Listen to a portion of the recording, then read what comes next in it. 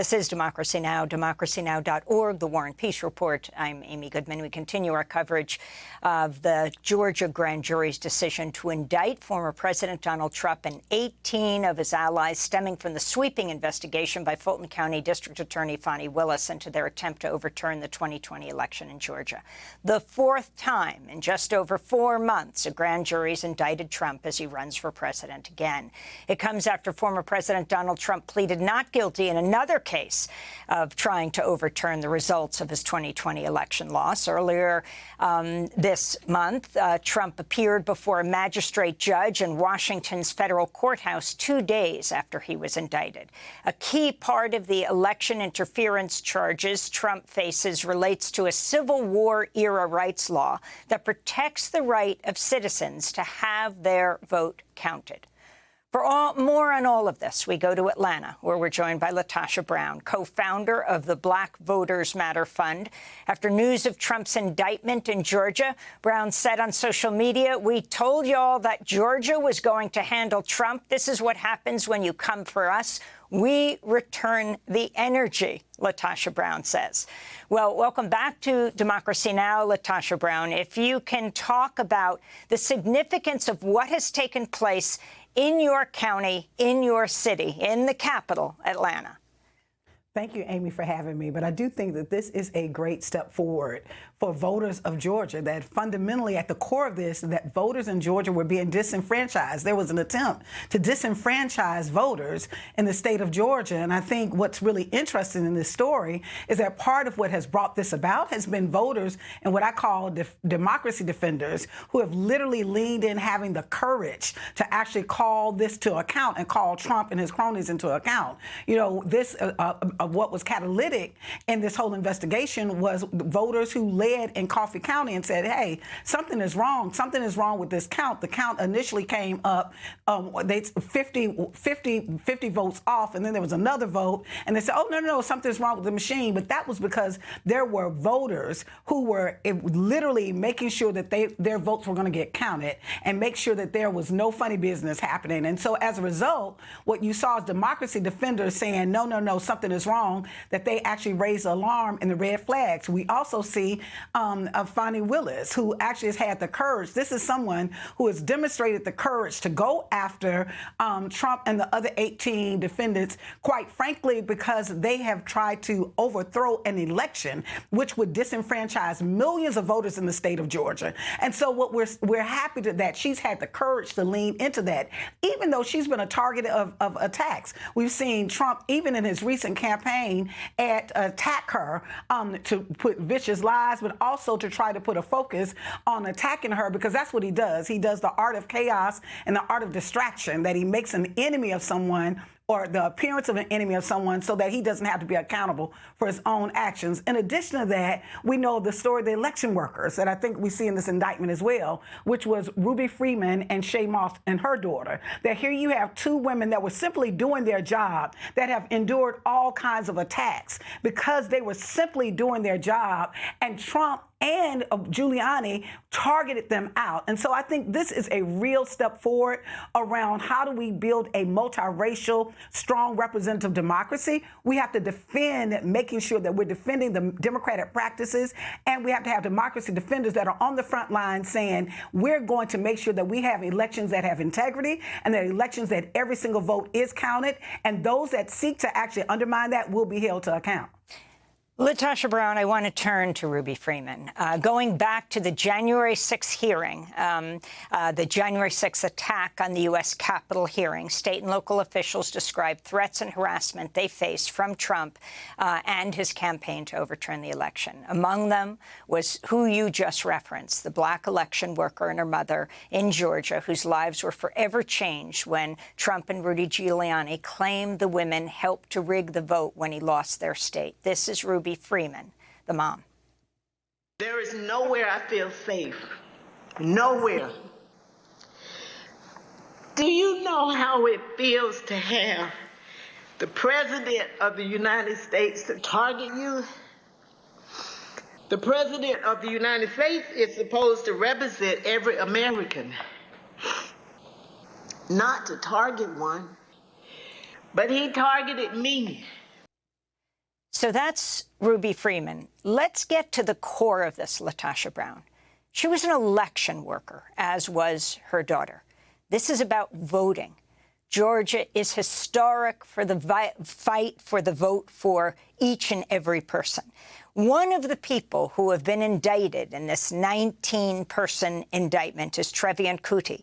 Trevian Kutti was the publicist tied to the intimidation of the women. Describe what happened and why this is so significant and historic and fundamental to U.S. democracy.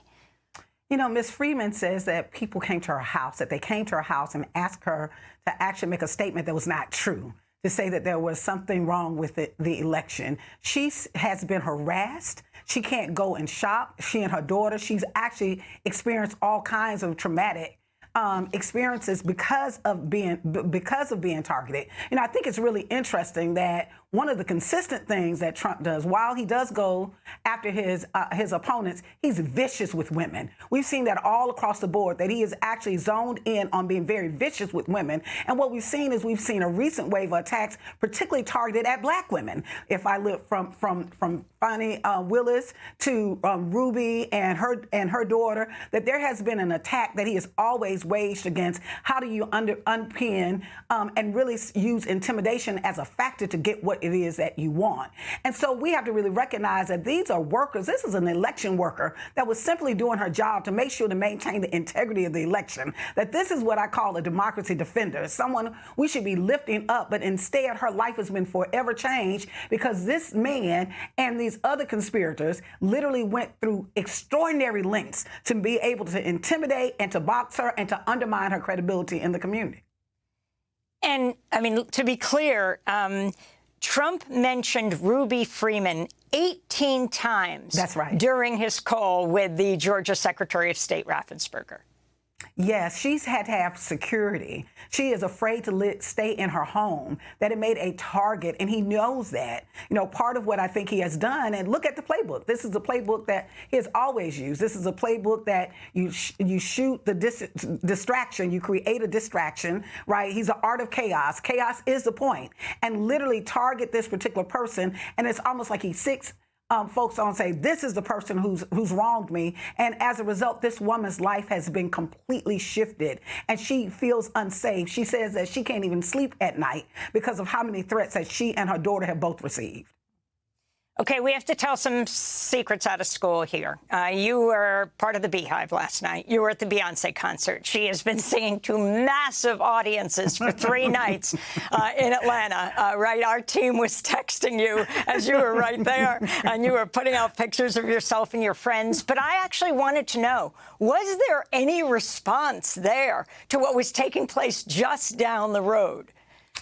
You know, we were at the height. It was almost ending the concert, and let me just say that I mean I'm a political wonk, so my phone was blowing up. I was getting all, and I had been watching it. But let me say we were at the high point of the concert where Beyonce was riding a horse and flying in the air, and people were having a wonderful, beautiful time. What I saw in Georgia last night, that's the Georgia that I desire and I deserve. That I saw so many people really stand in a space of joy and happiness, and we had a good time.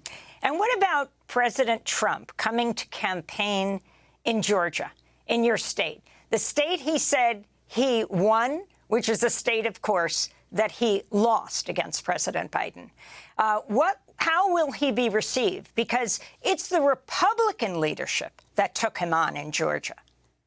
Yeah, I think that's part of I do think there has been Republican leadership that took him on to some extent, right? Because they saw him as a threat for, I think, some of the, because we do have moderate Republicans in the state. But let's be honest, there were also other voters who were really sick and tired. There were independent voters and other voters who were sick and tired of the chaos. And so I don't think that this was just around the Republicans showing some heart, because the truth of the matter is they have been very bad with voter suppression themselves. They've found legal ways to really be able to actually disenfranchise people. And I think that that's what the distinction was, right? So they're by far not heroes, in my opinion, right? Because they have undermined this process in many, many ways. I think he went a bridge too far.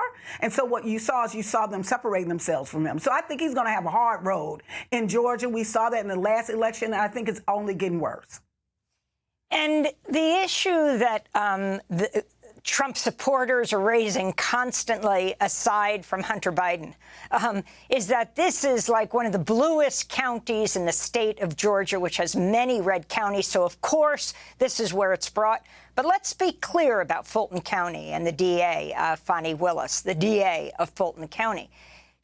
This is where all of the alleged crimes took place that she is charging them with, right? Didn't she famously say she wished this wasn't in her county so she didn't have to do this? But the call with Raffensperger, who is there in Atlanta, and you can take it from there. Oh, absolutely. The crime, he did the crime. That at the end of the day, there is an assumption that what happened in Georgia, most of the activity was really rooted in Fulton County. That's where the capital is. That's where the majority of votes in the states are. He knew that, when he called Raffensperger, because he knew that. He knew what he was asking. He knew what he was asking around, where can I find these votes? And this is where the activity took place. I think it's really ironic, that what he did is while he targeted this area, this is the area that's going to call him an account. And then let's not disconnect that of what we've seen him do in other places. And from Michigan, what we saw in Michigan, what we saw in Wisconsin, was what we saw in Georgia, that there was this call that in many ways, and what you saw those counties, particularly that had sizable African-American populations and African-American voters, that there was some attempt to undermine the process and disenfranchise the voters in that area. What the outcome and the result is that it's impacted the disenfranchisement. It could have impacted the disenfranchisement of voters in the entire state. But yes, it happened in Fulton County. Fulton County is going to hold him to account. And that issue that he cannot pardon himself in Georgia because these are state crimes. In most states, the governor could pardon him. That's right. But not in Georgia. And this goes back to decades ago, Klan governor who was so corrupt that he was selling pardons. So the state of Georgia took the pardonability out of his hands and gave it to Pardons and Parole Board. Can you talk about the significance of this? So even if there was a Republican governor who supported him, that person couldn't pardon Trump. If he is convicted in this state, he is going to jail for a minimum of 5 years. He is going to jail. And the other conspirators that are part of this case. The bottom line is there is no pardon process. I think this makes it distinctively different. He's been now indicted in 4 different courts. And I think what you see here is the inability in Georgia, because it is a part of Georgia statute, the inability for him to be pardoned, even a pardon in the state. And so Georgia, I think, has the most texture, I think, of all the cases. I think it's the place that he has the biggest problem, but it's also the place that he was very, very comfortable in committing a crime. This is the man, let's not forget, this is the man that called and said he wanted Raffensperger to find him some votes. We all know what that meant. We all know what that means. And so I think it is appropriate that this would be the place that he has to face the music that he created.